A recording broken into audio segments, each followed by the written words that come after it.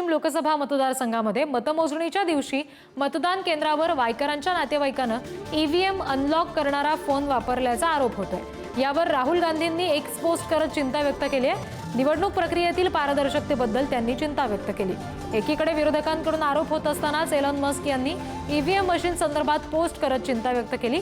EVM machine eliminate केले पाहिजेत, कारण मानवी हस्तक्षेपाने किंवा याद्वारे ईव्हीएम मशीन हॅक होण्याचा धोका आहे, असं मस्क यांनी म्हटले। त्यामुळे आता पुन्हा एकदा ईव्हीएम वर प्रश्नचिन्ह उपस्थित होते। प्रतिनिधी विक्रांत शिंदे आपल्याशी जोडले गेलेत, त्यांच्याकडून अपडेट्स घेऊया। विक्रांत, काय नेमकं मस्क यांनी म्हटलंय आणि त्या सगळ्याचा संबंध ईव्हीएमच्या या मशीनच्या प्रश्नचिन्हाबाबत कसा नेमका जोडता येईल? रिद्धी, खरं तर एलॉन मस्क जे टेस्ला मोटर्सचे मालक आहेत, एक्स या समाज माध्यमाचे सोशल मीडियाचे मालक आहेत, त्यांनी एक्स माध्यमावरच एक पोस्ट केली।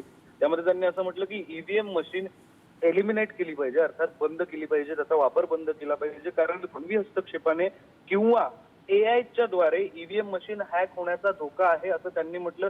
खरं तर एलॉन मस्क यांच्याकडे आपण टेक्नॉलॉजीच्या बाबतीत पुढारलेला माणूस म्हणून बघत असतो, त्यामुळे त्यांनी ही पोस्ट करणं निश्चितच चिंताजनक आहे। त्यावर मग राहुल गांधी यांनी त्यावर प्रतिक्रिया देत एक्स माध्यमावर आणखी एक पोस्ट केली, ज्यामध्ये त्यांनी मुंबई उत्तर पश्चिम लोकसभा मतदारसंघासंदर्भात जो आरोप केला जातोय, जी FIR दाखल करून घेण्यात आलेली आहे, रवींद्र वायकर यांचे निकटवर्ती असलेले त्यांच्या एका कार्यकर्त्यावर खरं तर हा जो गुन्हा दाखल झालेला आहे, मतमोजणीच्या दिवशी मतमोजणी केंद्रावर मोबाईल वापरल्याचा आणि तो मोबाईल हा ईव्हीएम मशीनचा ऍक्सेस मिळवू शकणारा असा मोबाईल असल्याचा खरं तर जो आरोप आहे, जो गुन्हा आहे, तो गुन्हा दाखल करून घेतलाय। त्याचा हवाला देत राहुल गांधींनी सुद्धा खरं तर या ईव्हीएम मशीनवर प्रश्नचिन्ह उपस्थित केलेलं आहे।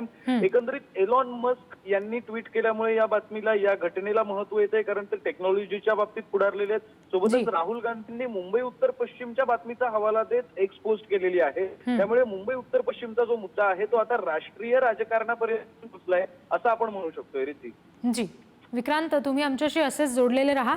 आणखी एक महत्त्वाची बातमी आपल्या हाती येते।